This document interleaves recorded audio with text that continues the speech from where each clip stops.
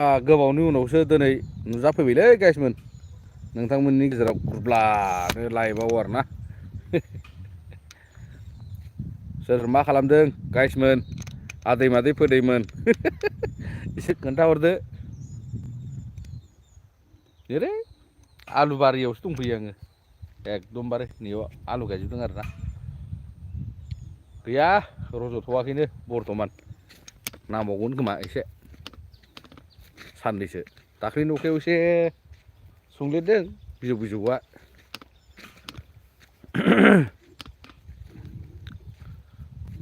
रावबो गैथ'वा नामा माथो फैनो हाथ'वाखै माथो रावबो एटेन्ड जानो हायाखै नामा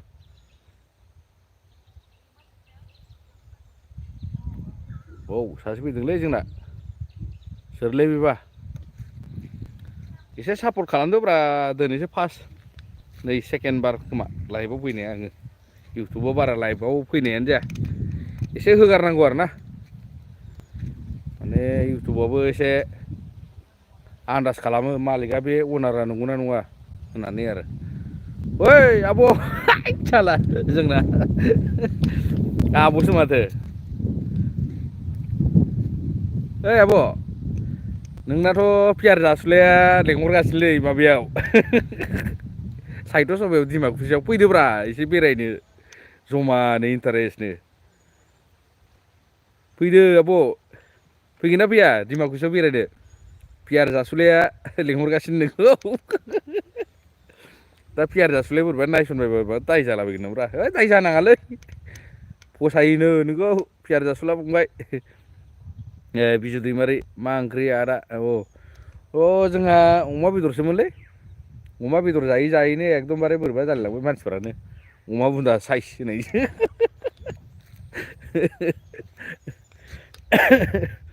आब' मैदेर फैमारगोन नामा नोङो फैबा आं फन खालाममारगोन खिन्थु आङो देवबारखालि एकदमबारे मरनिं थांनोथ' सुनिबारखालिनो प्रग्राममोन ओमफ्राय दा थांनो सोलाबनाय नंला खोमा माबायाव हले देवबारखालि हले एकदम फुंनिफ्रायनो ब्ला ओरैब्ला नायनो बालायनाय जागोन आरो होद आमोखाया मा मोनफैदोंलै बेयाव लायनानै एकदम डिमाकुसिखौ एकदम गाग्लिजोबगोन आरो जायखि नायनो बाया आरो फैमारगोन आब' होमबा फैमारदै फैलाव फंबाय फैदोलै अ जोंना अ नोंनाल' थिगलाय आसोला जानला मोनलासो आंना एकदमबारे होख्रावलाबायो सोरबा गाज्रि मोननायफ्राबो दुखु सोरबा भिडिअ नायनो बाग्राफोराबो माबोरै मोनोथाय आं बेखौलाय मिथिलालै उदालगुरियाव सोरबा सोरबा लोगो मोनबा होद माथो दागिला फैदोंलै ओरैबायदि जानला मोनलासो होलाबायलै बे होननानै रायदावलासिनो दाथा आरो एकदम रायज्लायथार ओइ आदा होननानै एकदम खनसेबो माथो होथारा उदालगुरिनिफ्राय जाय लाइभखौ नायगासिनो बिजु दैमारि फंबाय मा ओंख्रि जाखो नोंलाय फैलाव फंबाय मा ओंख्रि आब' मैदेरालाय मा ओंख्रि जाखोब्रा जोंनालाय ना खारबायसो नामाब्रा जोंना आब'आलाय देन्जार बेस्थ' थायोब्रा जोंना देन्जार आब'आ ओमफ्राय अबाव दं दायो आब'आलाय शिलङाव ना न'आव फैना दं नामा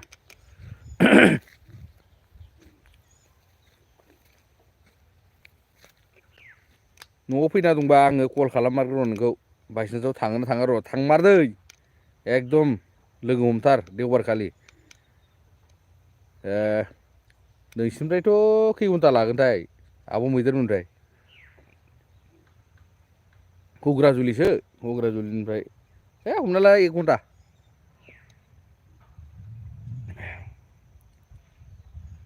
जोंनाथ' प्लानिंआ बेलेगमोन बाइकजोंसो थाङोमोन ओमफ्राय लोगोफोरा सोरबा सोरबा बादबबाय ओंखायनो कारजों थांसै कारजोंसो थांनाय जासिगोन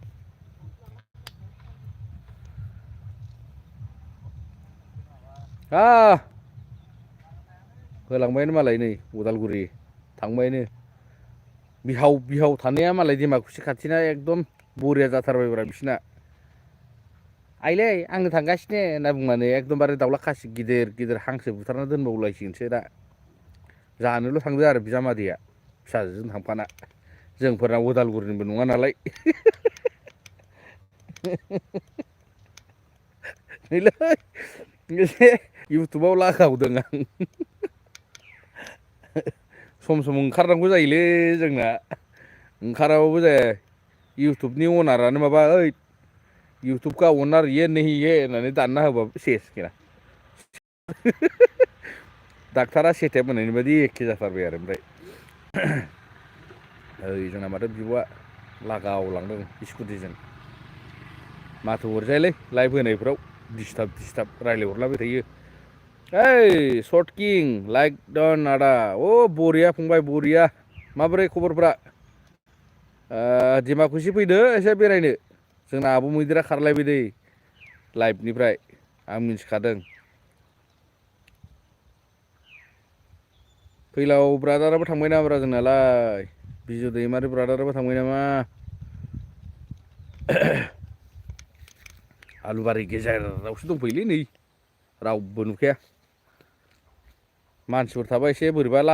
लासिंसिंबो मोनलायलाङो आंबो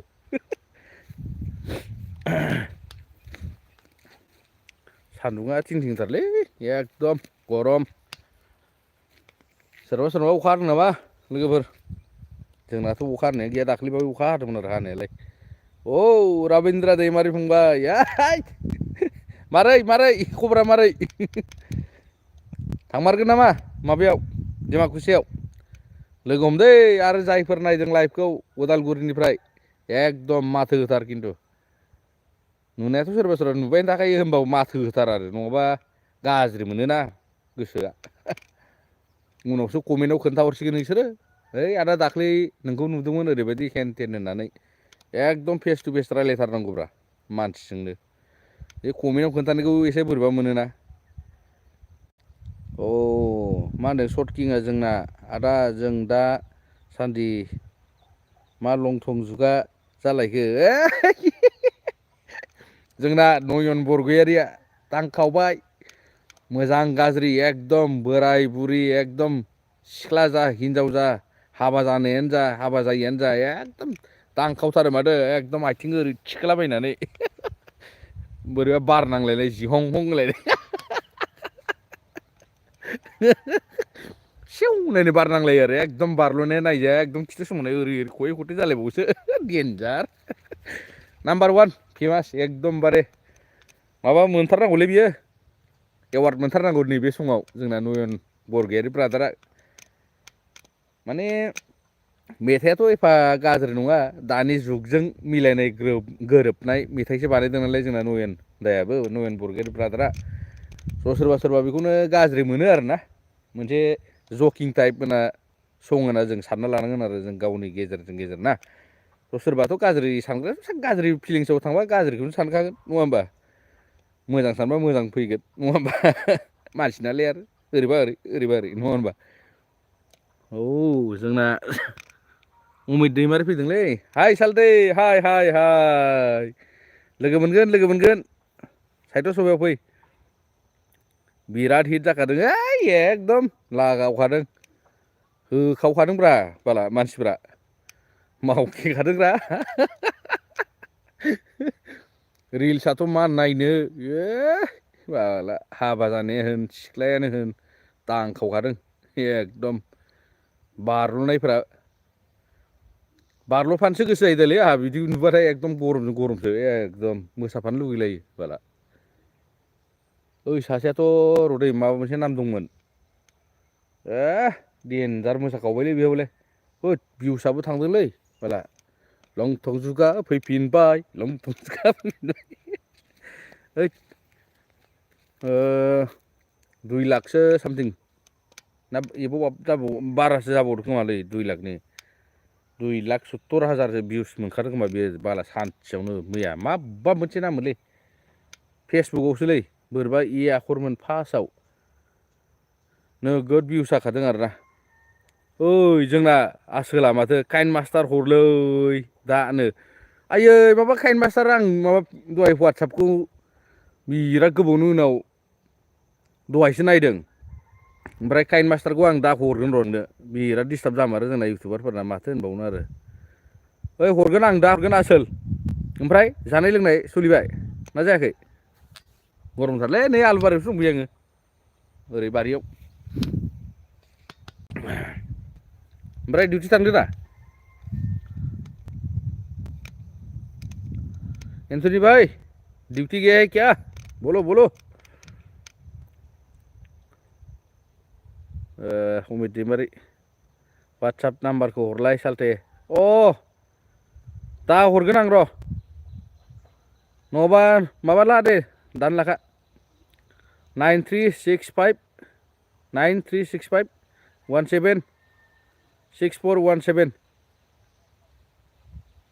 उमेद दैमारि सालते 9365176417 बेनो आंना व्हाट्सएप नाम्बारा। ओइ एन्थनी ब्रादार दंलै डिउटियावनो डिउटियावनो दङ नोङो? बरिया बरिया। ओइ जोंना सर्किंआ मा होनदों बोरैबा नुहां नुहां देखायो बोरैबा जायो नामा? जाखागोन सेंग्रा मानसिना बिदि सिख्लाफोर मोसानायखौलाय आरो एसेबां बोरै जागोन। जोंथ' बोरायबाय जोंनो नांलालै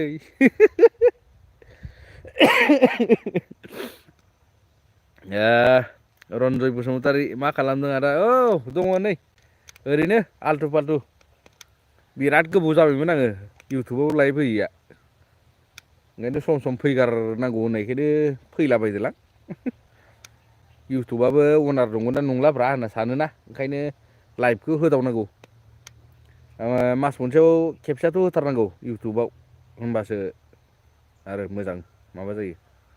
दा जोङो लाइभखौनो होनाय जाया। आंथ' मास मोनथाम मोनब्रै बिनि गेजेरावसो नै दा मास मोनथामसोनि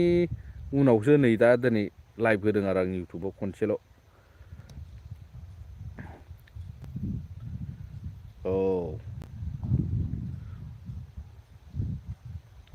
उमेद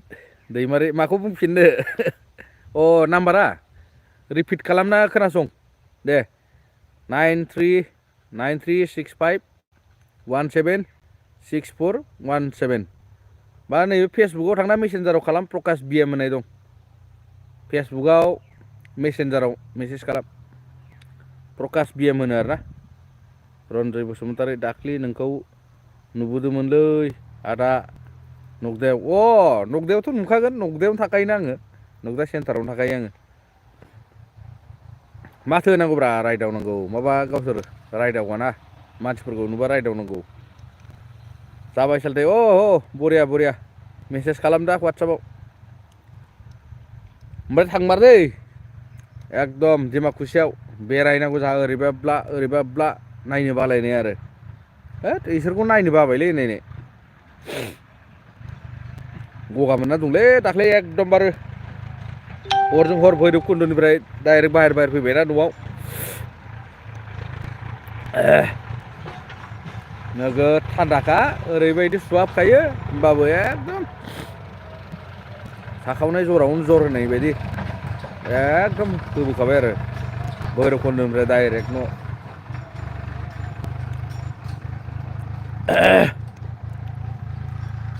आलुबारियाव थायै आलु बादिसो नुथारबाय माथो सालथे नोंखौ बिदिनो आलु साइस जाखाबाय मानसियानो नै हामनो रोंला सालथे जाला भिटामिन बारायलाजोब्बाय एकदम मेजेमफोरखौ बोरैबा रानहोनायनि मुलिफोर थानायबाथ' मुलिफोरखौनो जाथारागौमोन आं स्रायनो मेजेमानो राननो रोंला। ओमफ्राय ओंखामखौ नै इसिम जाबाबो फुङो जाथारालासिनो दाबो फुङो फाग्लासो ओंखायनो जायालासिनोसो थाग्रा सर' बानायनोसै नामाब्रा बै मारवालिफोर बायदि माबा रुटि गांसे पस्ता गुरसेफोरजों एकदम थालाबायग्रा बायदि बानायनोसै नामा बायदि सानलागासिनो आं रागायानो। माबा केमेरायाव नायबाथ' एसे गोजाननिफ्राय एसे फिसा नुयो र' ओमफ्राय मोगथाङावथ' एकदम मैदेर फिसा साइज होननायसो थान्दै जामारबाय होमबा ना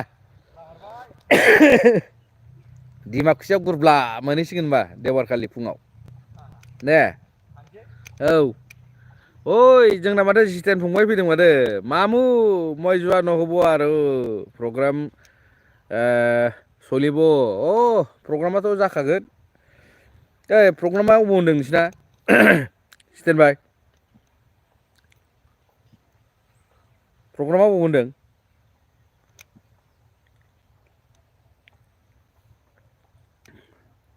आंबो दिनैसो नायदों इउटुब ब्र' आं इउटुबाव एक्टिभ गैथ'वालै दामानि दाख्लै भैरबकुन्द'आव थांनायनिफ्राय इउटुबाव एक्टिभ जानो हाथ'थाराखै दामानि नैखौ एबारनिफ्राय मोनसिगोन र' साहित्य सभा थांनायनिफ्राय होबाय थानोसै भिडिअखौ रेगुलार मोनसिगोन एबार माइनावपुराव ने केथ'लिकनि ने मोनबेसे मन्दलि जितेन भाई मन्दलि मोनबेसेनिबा सभाया थांबाथ' मोजां जागौमोन दा नोंनो सोलाबाबा जोंना जितेन फंबाया दामग्रा देग्रा उस्ताद ना दामनोबो रोङोना गथ'आ होनलाय बिदिनो जायोलै रायजोनि बिबानाव थाबा माथो होननो थांनो सोलाबखाया बिबानाव थाबा बिदिनो जायो मानसिफ्रा जोंनाबा आं मालाबा सोलाबा ओंखायनोथ' बायो आङो सम लानानै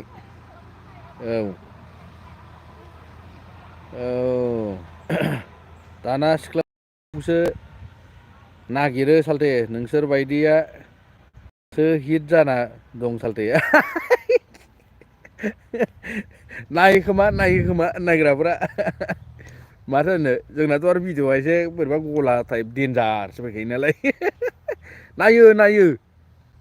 ओइ दाख्लै भैरबकुन्द' थांबा माबा सिख्लाफ्रा एकदम नुबानो मिनिलाबायो जालाबायदों फाग्लासोना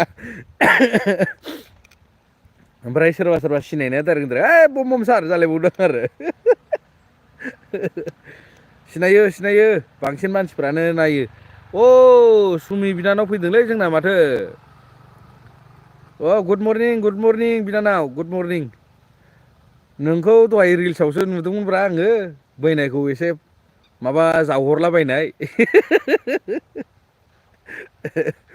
मानसिखौबो बिदि होनलाबायोलै गदाय लादो होननानै आद्रिनो बिसोरा अबाव दं बेबा डिउटियाबा अबाव दं सुमि बिनानाव माबाया बैनाया जोंना डिउटिया मा खालामदों आदा ओंखाम जाबाय नामा ओंखाम जाखांबाय आङो दा बावैसो जाखांदों अमा बेदरमोन ओंख्रिया भैरबकुन्द'आव फैदोंबा आंखौ बुंबो जायो आंबो बेहायनोखा नोङो भैरबकुन्द'आव दाख्लै जोङो माबा खालिमोनलै गोलाव जेथ मोना जोंना पार्टि दंमोनना पियार जासुला मोना गोलाव जेथआ होजोंनो भैरबकुन्द'नि माबा अफिसार ना जोंना फरेस्टार बेनो खरसा पाति डाइरेक्ट माबा खाजोबदों अमा बेदर 8 केजिमोन खोमा ओमफ्राय बयलार हांनाय माबा बायदिसिना आग्लाय बिग्लाय जानो हालायलायि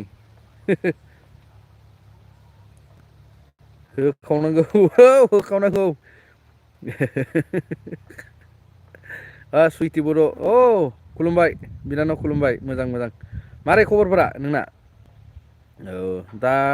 श्रीनगराव दं आदा श्रीनगर काश्मिर श्रीनगरसो खोमालै होमबा काश्मिर ना श्रीनगरा नंगौ जोंना माथो मन्दिरा बिनानाव फैदों दिनै लाइभआव फैनायनि थाखाय गोजोननाय थाबायलै बिनानाव नोंखौ मारै खबरफोरा साहित्य सभायाव फैदो एसे बेरायनो आरो नुबाथाय माथो होआलासिनो दाथाखालै माथो होब्रा बिदाखौ माथो होआ नोंसोरो दाख्लै भैरबकुन्द' थांबाय भैरबकुन्द'आव थांबा बिदिनो पिकनिक जानाय प्लेसफोराव लोगो मोनबाय सोरखौबा नुबाय उनावसो बुंहरबाय कमेन्टआव आदा नोंखौ माबा दहाय नुदोंमोनथ' जोङो भैरबकुन्द'आव होननानै माथो होनांगौब्रा बिदिनो माथो होआलासिनो थायो गावस्रा सोरबा माला आदा साहित्य सभाया दिनै खै थारिख 10 थारिख मैया गावसिनि डिस्ट्रिक्टनिमोन दिनैनिफ्राय सेन्ट्रेल जाबायना 10, 11, 12आव गेवलां सानदे देवबारखालि रबिबारखालि गोलैयो मन्दिरा बहा जादों आदा माबायाव उदालगुरियाव माबायाव डिमाकुसि नोंसिनिफ्रायथ' बारा गोजान जायाथ' नोंसिना बाक्सा हमना ला 1 घन्टासो आरो डाइरेक्ट हाइरड खाथियावनो साहित्य सभाया मन्दिरा बिनानाव सान्दुं लादों औ सान्दुं लादों एकदम सान्दुं गोसा थिं थिंथार फैदो सुमि बिनानाव एसे बेरायनांगौ जा मन्दिरा बिनानाव सुइटि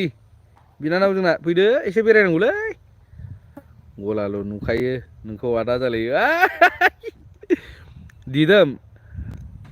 दिदोम फंबाय एकदम मानसिया बोरैबा गला साइज खाना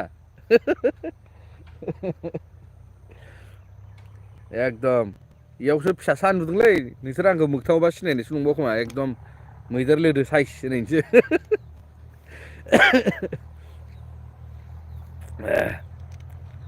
बांद्राय फुंद्रायबायलै जाबाबो जायाबो बेनो खब'से जाबो बेनो खब'नै जाबो बेनो ओंखायनो जायालासिनोसो थाग्रा हुदा बानायनोसै आङो बै थासोमलि रुनानै जाना थाग्रासो जानोसै आंबो र' बाला हारसाफोरबायदि आज ही आलू এটা খালো নহয় ভাত চাত নালাগে আৰু 2 দিন 3 দিন মান বেছি বানাইছো ৰ বালা औ दिदोम औरा गलाखा नों गला जाखागोनथ' आरोलै मानसिया बोरैबा मडेल गानलाय सुमि बिनानाव थांबाय नामा फैदोब्रा ओंखाम जाखांबाय औ मन्दिरा बिनानाव ओंखाम जाखांबाय आं दाबावसो ओंखाम जाखांदों आङो औ आंहा जालाहाय थफ्ला थफ्लि गायनो थफ्ला थफ्लियालाय ओइ कट याद पेलायसे पेला अ बोल थफ्ला थफ्लियालाय आरो बयनाबो थाखायो बिलाय आरो बिबौ बिबैफोरनो दोनबोनांगौलै नानि थफ्ला थफ्लिफोरखौ बारा थाल लाजाबाय थाया मिथिबाय बारा थाल लाजाबाय थाया बेफोरखौ एकदम थफ्ला थफ्लिफोरखौ ज्राब दोननानै ब्लड फैगारनांगौ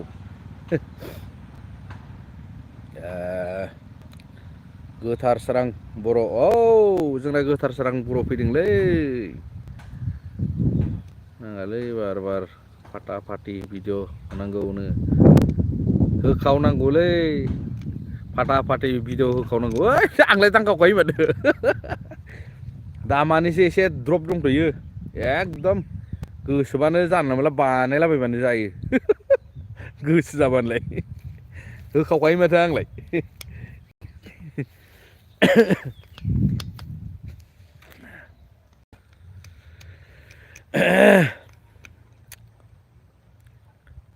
गोजोनपुर एनडि प्रडाक्सन हेलौ गुमै औ बैनाय मारै खबरफोरा मोजां ना सुइटि बिनानाव थफ्ला थफ्लिफोरखौ ज्राब दोननानै ब्लड फै बेरायनो बारा गोजान नंखाया माथो दैमालि बर' ब्लग औ बोरायफोर ओइ जावैसो माबोरै खबरा मोजां ना खबरा मोजां ना दैमालु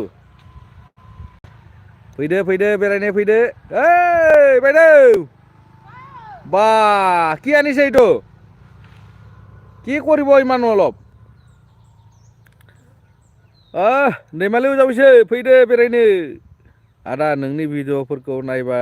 मिनिना फैखायो सयथिबो नोंबो बिराद डेन्जार डेन्जार भिडिअ'सो होखायोब्रा फाग्ला टाइपसो होनलाय ओंखायनोथ' ब्रा दाख्लै उदालगुरि थांबाय माबा सिख्लाफ्रा सेंग्राफ्रा नुबानो एकदमबारे थैहाबलायनाय मिनिखायो आरो ओमफ्राय आंबा माखौ मिनिदों होनना सानदों आरो ओमफ्राय नङाबा बिसोरो सिनायजोबो आंनि साबसक्राइबार गोजा आरोना ओमफ्राय रायलाया गावस्रा ओमफ्राय कमेन्टआवसो दांहरबाय दानाबा ओइ साला नोंखौ दहाय बेदर जानायाव नुबोदों जोङो जाबाय ओमफ्राय खमला बायनायाव होनबाय ओमफ्राय ए साला माथो होनांगौ माथो होआलासिनो थायो नालाय ब्रा मानसिफ्रा सिख्लाफ्रा बुथुम खादोसो सालथे जोंबो जरा जरा बेरायनांगौ ना औ दंखायो जोंना एकदम रिल स्टारफोरानो दंजोबो नै सन'खि ओमफ्राय मोना आरो राखावसि मोना पियार जासुला मोना बुथुमना दोनदों सोरखौ सोरखौ हायो एल'ग्रा मोना बेरायहैनोसै बिसोरथ' दंहैखायो पियार जासुला मोना होजोंनो लटारि दा नैबे सेल्गा फाउन्डेसन ओमफ्राय सिजौ फाउन्डेसननि माबा लटारि खेल जानो थांगासिनो ना 22 तारिखआव 22 जानुवारियाव जानुवारि ना फेब्रुवारि मोनबा जानुवारिनो खोमा बै सिजौ फाउन्डेसननि खेला नैबे टिकेटखौ फानदों आरो पियार जासुलाजों जोंना मटुजों आरो जायफोर लटारि लानो गोसो नै बिसोरो कन्टेक्ट खालामनो हागोन जोंना पियार जासुला बन्धुजों आरो दङ लोगोसे मटुमोन दङ आरो एनिथिं एमजेमोनबो फैगोन बिसोरो देरहासार इस्लारिमोन ओमफ्राय आरो ओरै आदा अफ्रिमोन फैगोन बिसोरोथ' डाइरेक्ट गारिखौनो लाना बेरायखायो नालाय बुक बान्डोल सिस्टेम जायफोर लानो गोसो साहित्य सभायाव लानो हागोन नैबेखौ भाग्य लटारिखौ खनसेयाव टेस्ट नायनांगौलै आसोलफोर सोरबाफोर मोननोबो हागौना बोरैबा स्करपिअफोरा नांलाबायबा ग्रांनो ने आरो जोंना सुमि बिनानावथ' लाथारनांगौ लटारिखौ एकदम स्करपिअआ नोंनाथ' कार दंखायो र' कार थाबाबो स्कुटि थाबाबो ओरैनो मांनायाव मोननाया एसे आलादा जायो नालाय स्करपिअआ ग्रां नांबा बैनायाथ' एसेबाबो खुसि जागोन ना बैनाया श्रीनगरनिफ्राय बरिया होनलायगोनब्रा नोंखौ एकदम नांबाथ' मोजां ने आंना बोरैबा खाफाला मोनदासैलै उन्दैनिफ्राय लटारियाव जेबो सौदावा मालाय सोरनाबा होद जों गामियाव दंलै गोदो एलेमेल बाइक दंमोन ना एलेमेल बाइकनि टाइमाव एलेमेल बाइक गंसे नांदों एलेमेल बिनि उनाव 5 बोसोरसो थानानै एल्ट' केटेन नांदों एल्ट' केटेन नैबे खेला बालिपारा होननाय मोनसे जायगायाव माबादोंमोन आरो जेनेबा खेल जादोंमोन बे सेन्टार कमिटियानो होदोंमोन नैबे खेलखौ नैयाव कार मोनदों आरोना अमित दैमारि नोंनि गामिखौ बावलायलांबायसो आं आंना नैयावसो धेकियाजुलि बारनासो अमित सालथे धेकियाजुलि बारनासो आंनि चेनेलखौबो बुंना होदो बोरायफोर आफा दैमालु जावैसो बुंलायनाङालै जोंफोरबायदि एसे भिडिअफोरखौल' जानला मोनला होलाबाय जाबाना थां होनबानो एकदम ग्र' आप जायो जानला मोनला माबाफोरखौबो दाहोद्राय आरो नङाबा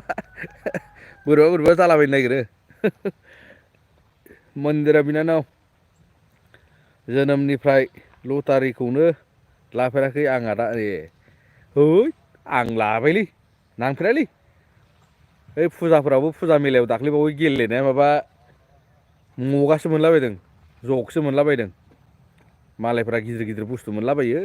साइकेल टिभि मोनलाबायदों आंहा माबा मगासो नांलाबायो मगाखौलाय मा खालामब्रा जोंलाय लाबोआखैलां 20 थाखा बिफिननानै गयसो जानो ब्लद ओमफ्राय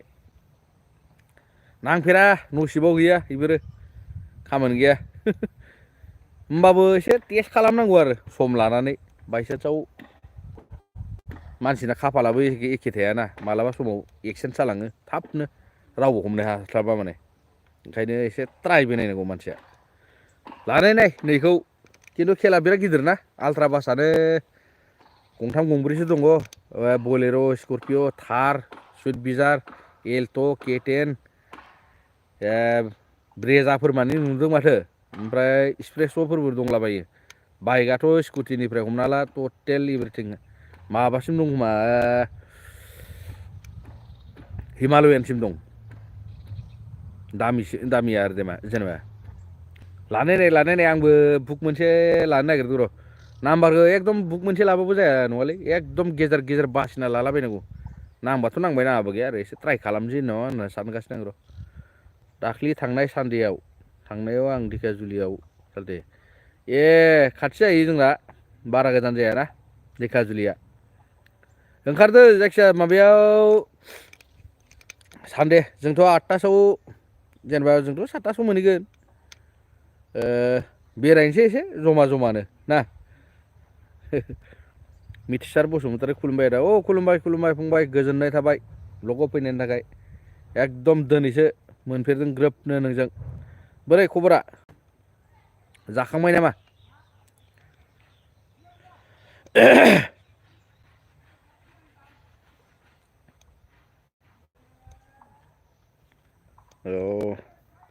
आं ओंखारथ'बाय बोरायफोर दे ओंखारथ'दो दे आंना खाथियावनो थाङा जोंना सुइटि बर' बिनानाव होनो जायालै एकदम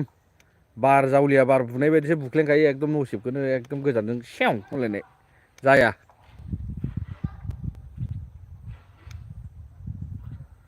जोनोमनिफ्राय लटारि नुफेराखै आं गैयालै जाफेरा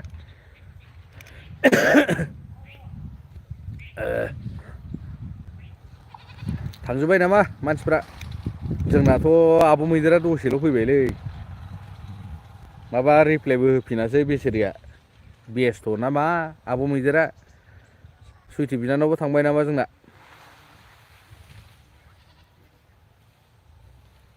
बेस्थ'आथ' बेस्थ'खा गासैबो बेस्थ' गोजा मानसिफोरालाय आरो माथो होननो नङा होमबा एसे फ्रि टाइम मोननायफोरावनो होलाबायथारबाय आंबा नै दिनै माजों जाखो अमा बेदरमोन बिनानाव जोंना ओंख्रि माने भाजासोमोन अमा बेदरा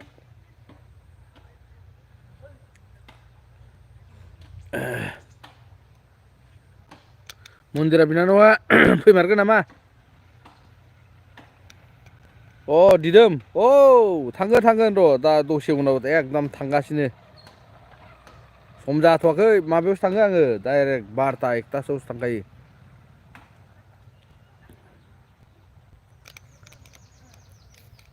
सोर फैखोलै बेदर गोसोमफ्रा नायखेलायदोंब्रा आंखौ मा खालामदोंलै बेलाय होनना सानदों खोमा फैमारदो सुइटि बिनानाव बेरायनांगौलै जोंहा दिदोम फंबाय औ 12तायावसो थाङो आङो 12ता जाबाय नामाब्रा टाइमालाय है 11:30ल'सो जादों 12:30 1ता 2तायावसो थाङो आं गोसो बायदिसोलै आंना मालाबा थाङो मालाबा थाङा जानला मोनलासो नोमबाजैनि दखानावबो थांना हैनांगौ आंना दखानबो खुलिना होनांगौ बिनि दखान खुलिनायनि उनावसो आंनि दखान खुलिनांगौ आरो काराथार गावहाथ' लासैनो ओंखाम जानासो आराम थांलायो आंसो थांना झारु पुसा मारिनांगौ गावनि दखानखौ आसोला खाथ्रासो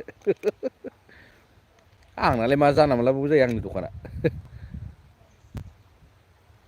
औ ओंखारसै सालथे औ दे ओंखारदो आंबो दोनथ'नोसै एसे खामानि सोलिगासिनो नैयावबो ओइ ट्रेक्टरजों एसे हा गारलाबायदों गामियाव लामाफोरखौ हाखर हाला जानायफोरखौ एसे रिपारिं जादों लामाया औ सुइटि आं पुने महाराष्ट्रआवसो दं मालाबा नायनोसै पुने महाराष्ट्रआवसो दंहैयो होमबा आं आरो न'आवसो दं सानदों औ दे दे इउटुबखौबो लोगोसे बिदिनो लांफाबाय थादो मोजां दे होमबा दोनथ'नोसै ने लोगो मोनफिनगोन थाबैनो महाराष्ट्र आंबो गोदो थांफेरबायलै माबायाव मुम्बाइ सावलाबावल'सोलै बारा मास नङा मास मोननै मोनथामसो थाना फैदों आङो हेल' गाइस कैसे हो ओइ थाङा नोंसोरो थाङा नामालै थाङा औ बेरायनो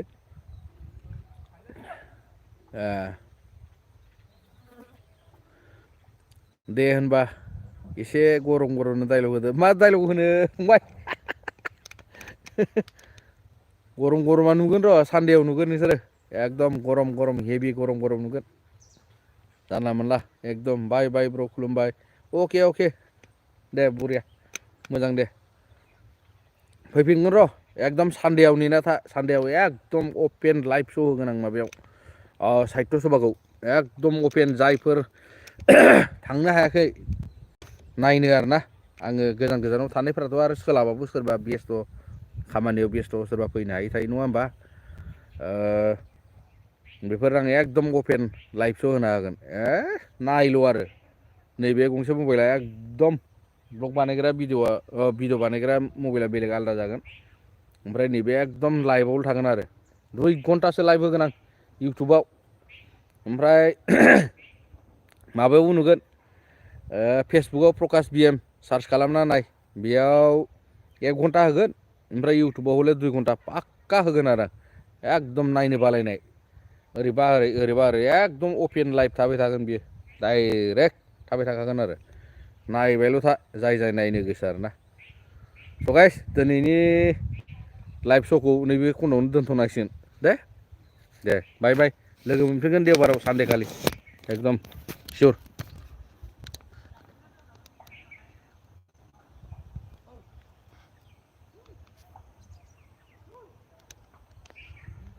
जायाखै